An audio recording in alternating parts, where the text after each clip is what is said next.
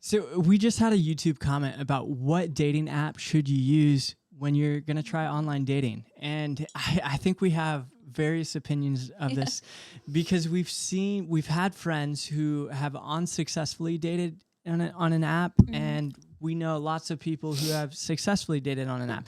When you get married through online dating, you'll miraculously find people of like, when you're sharing your story of like, hey, we met through online. Yeah, me too. We've heard a lot of me too. And hopefully this conversation will help you think about what app you choose in that process if you're trying online dating. So we chose Christian Mingle. Well, actually, that's not true.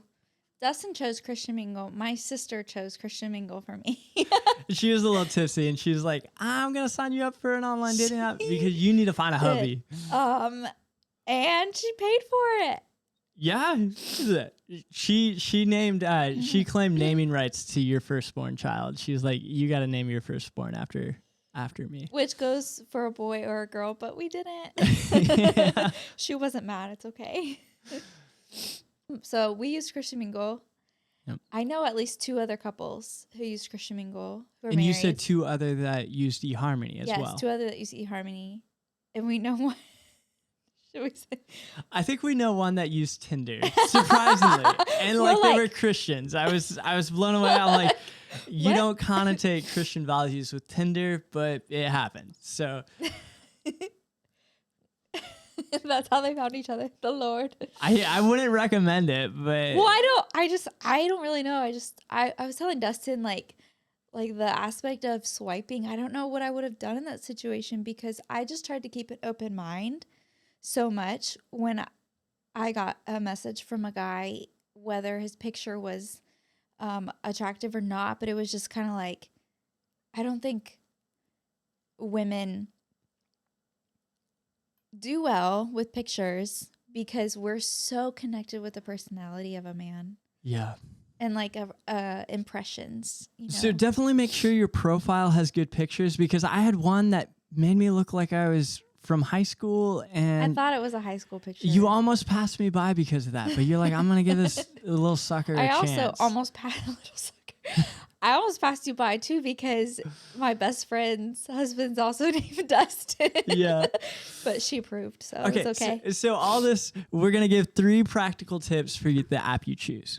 I think the first one, a brand image of a company is going to instill certain values on the people who choose that app. Yeah. So Tinder, it's going to be kind of your Netflix and chill, your fling crowd, the people who are non-committal more so. Mm-hmm. But an app like eHarmony or Christian Mingle, it's going to ideally attract people who have values that are more geared towards long-term marriage relationships. Christian values. They're looking for a marriage. So I think the brand of the app you choose should support the values of the person you're after. What's that other Christian one?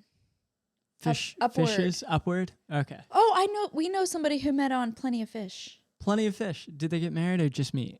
No, they got married. Oh, another one. But I also know somebody who cheated on that website. Okay, so I don't know. Yeah, it was our photographer who got married on. Really? She met him on Plenty of Fish. That's amazing. And if you have more thoughts on that. Oh, I know somebody who met on Farmers Only. I really do. You would never think it's possible, but it just happened. Well, I remember the person. I wouldn't. I don't know if I would want their marriage, but just because they use that app doesn't mean that's why their marriage is amazing. Okay, so the second point is the online dating app that you choose is going to impact the quantity of people you meet, but also the quality of people you met. And the quality kind of goes back to that first point I mentioned, but it's like this can limit or expand the opportunity of the people you meet. And I chose Christian Mingle because it, at the time, had a pretty good brand recognition across the Christian community. I thought it was a little... The branding wasn't like up to snuff. It kind of looked like early 2000s. What's the term? Like not dorky, but like cheesy. Oh, It Okay. definitely was cheesy. I thought it looked a little cheesy, but it's what my sister chose, and honestly, it worked out. Yeah. And I'm glad. I'm really glad that she chose that one. Honestly, I really liked what I liked about it was that it showed things like denomination. Mm. It showed your status, your relationship status. So whether somebody was single, divorced, I don't know how many other options there were. And it showed how often you get to put on there how often you go to church, which means a lot to some people. It meant a lot to And me. so a Christian app is going to have more of those filtering questions than a non-Christian app, which Yeah. is helpful. Whether somebody like drank alcohol and how often. That was really helpful. Yeah. So point number 3, which you brought up, was security. Yeah. So a lot of the people who did not pay for the app were like, hey, what's your Facebook? What's your Instagram? What's Now, this? I don't know if I want to give that out to strangers. Yeah, know? which having an online app that where the messaging stays in that channel can keep you safe, because you don't know who you're meeting online until you're ready to take that next step, either for a FaceTime or an in-person date in a safe way. Right. If you pay for it, like the people who had the free version only could message on the weekends. But since Dustin and I were both paid members, like we messaged the whole week. Yeah. And there's a lot that can happen in a week. So the person you were talking to on Sunday might be snatched up by Friday. Like, you never know.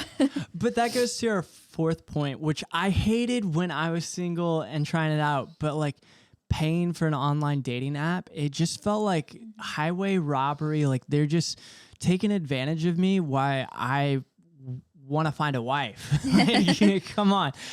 But there's the reality of the people who invest and pay for something are committed to taking action. And so looking back on it, I really appreciated that Christian Mingle and other apps do this, had a tier where you had to pay to be able to message the person.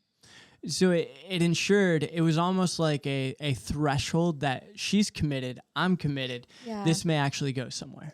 And honestly, I didn't really use the matching feature on it. I looked at it. There were a couple like matches, but none of the matches actually like messaged me or replied. Really, it was more just he messaged me. Like it was yeah. So I don't know. I think that was kind of skewed because it was